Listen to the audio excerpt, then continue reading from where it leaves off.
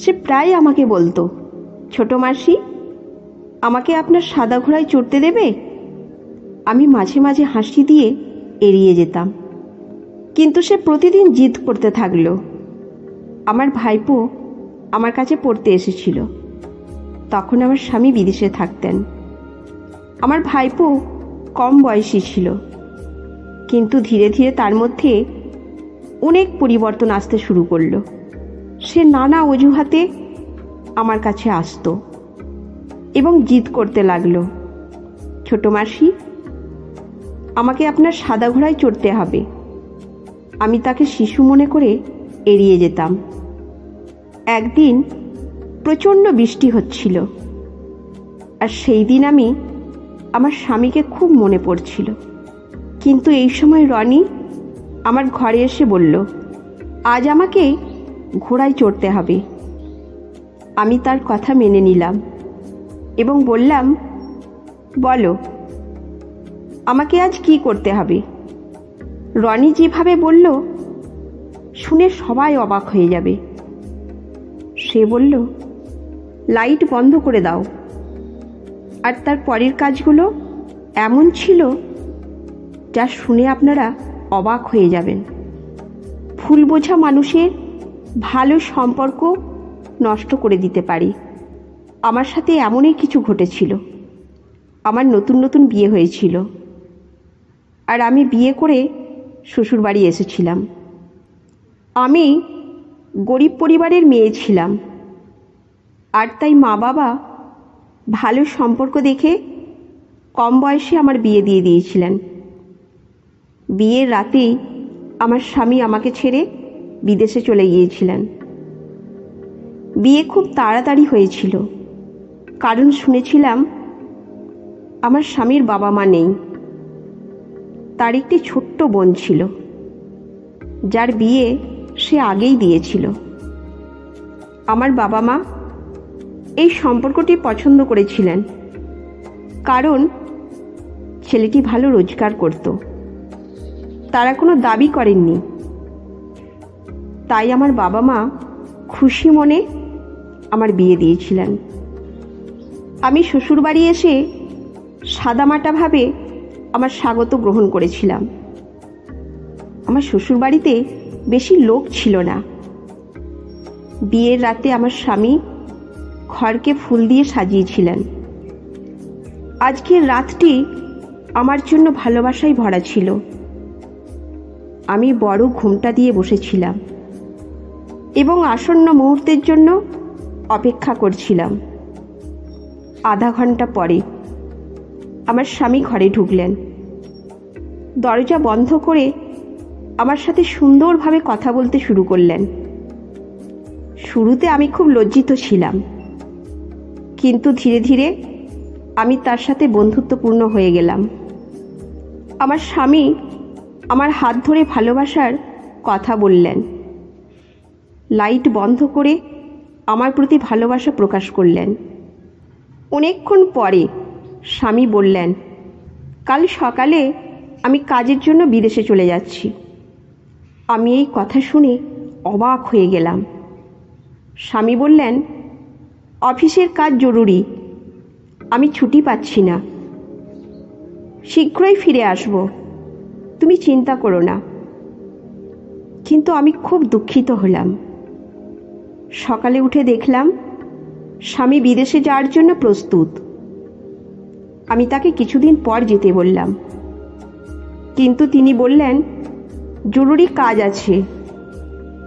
তিনি বললেন, চিন্তা করো না, আমি শীঘ্রই ফিরে আসব। স্বামী চলে যাওয়ার পর আমি খুব একাকী হয়ে গেলাম। আমি বাড়ির কাজ শুরু করলাম। বাড়ি ছিল বড় এবং পেছনে একটি ছোট্ট ঘোড়ার আস্তাবল ছিল। সেখানে 2-3টি ঘোড়া ছিল। আমি ছোট থেকে পশুদের খুব ভালোবাসতাম, তাই কাজ শেষ করে ঘোড়াদের খাওয়াতে যেতাম।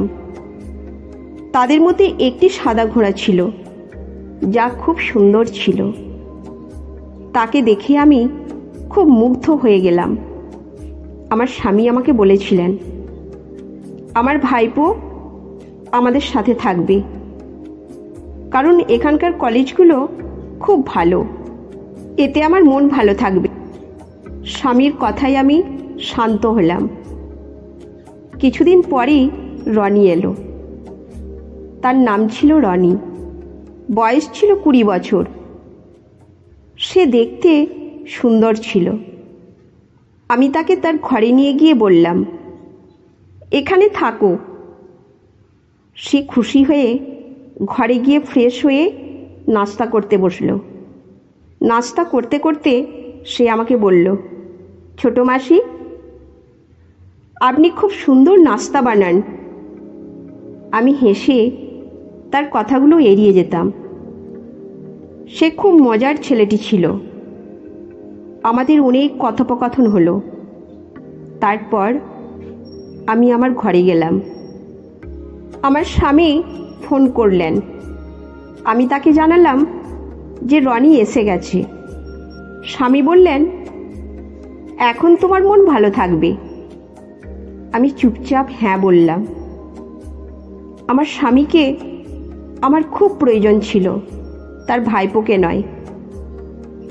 রাতে রনি বন্ধুদের সাথে দেখা করতে গেল। আমি তার জন্য অপেক্ষা করছিলাম।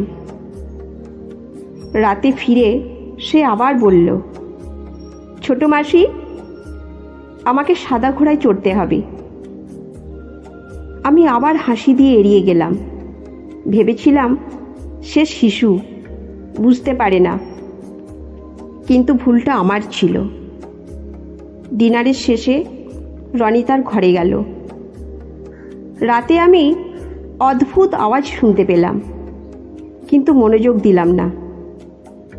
সকালে উঠে কাজ করতে করতে রাতের আওয়াজ নিয়ে ভাবছিলাম।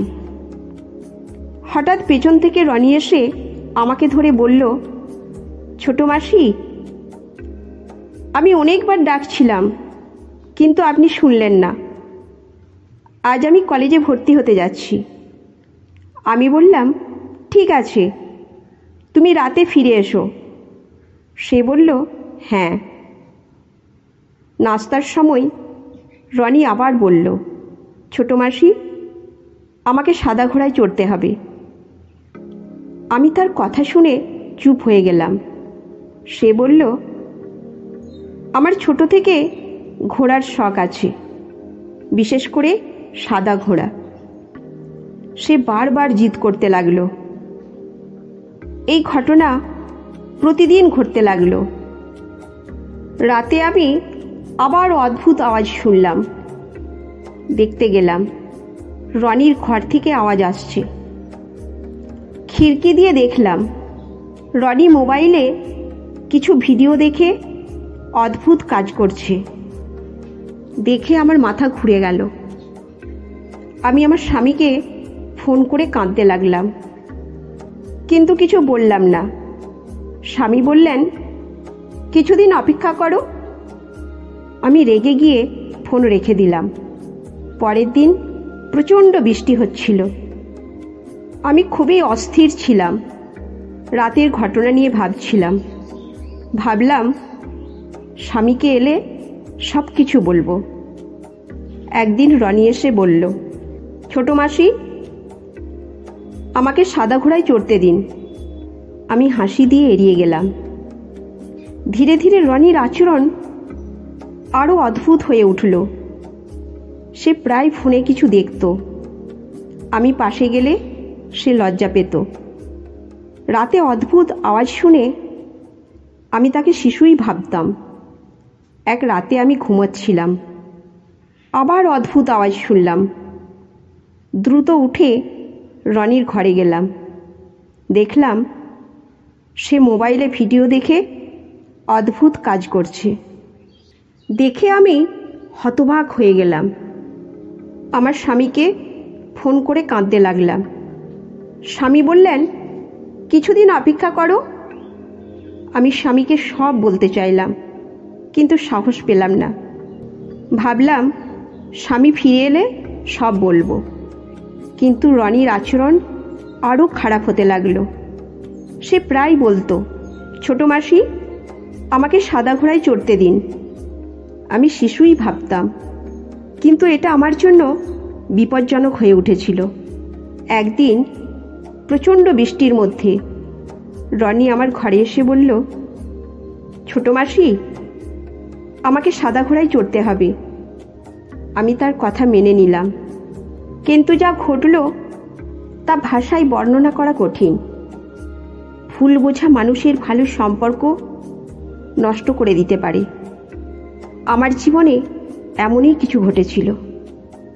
আমি আমার নতুন শ্বশুরবাড়িতে একাকী ছিলাম, আর সেই একাকিত্বে আমার ভাইপো রনি এসে জীবন দুর্বিষহ করে তুলল। প্রিয় দর্শক, এই গল্প থেকে আমরা একটি গুরুত্বপূর্ণ শিক্ষা নিতে পারি। পরিবারের সদস্যদের প্রতি যত্নশীল এবং সম্মানজনক আচরণ অত্যন্ত জরুরি, এবং সঠিক সময়ে পরিস্থিতি বুঝে পদক্ষেপ নেওয়া, সম্পর্কের মধ্যে বিশ্বাস ও খোলামেলা যোগাযোগ বজায় রাখা, সমস্যা ও অসুবিধার প্রতি সচেতন থাকা এবং সীমার মধ্যে থাকা কতটা গুরুত্বপূর্ণ। কঠিন পরিস্থিতিতে সাহসী হওয়া এবং সমস্যার সমাধান করার চেষ্টা আমাদের জীবনে সুস্থ সম্পর্ক বজায় রাখতে এবং সমস্যার সমাধান সহজ করতে সাহায্য করবে। তো বন্ধুরা, এই গল্প এখন এই পর্যন্তই। এই গল্প আপনাদের কেমন লাগলো অবশ্যই কমেন্ট করে জানাবেন। ভালো লাগলে একটি লাইক করে চ্যানেলটি সাবস্ক্রাইব করে নেবেন। ধন্যবাদ।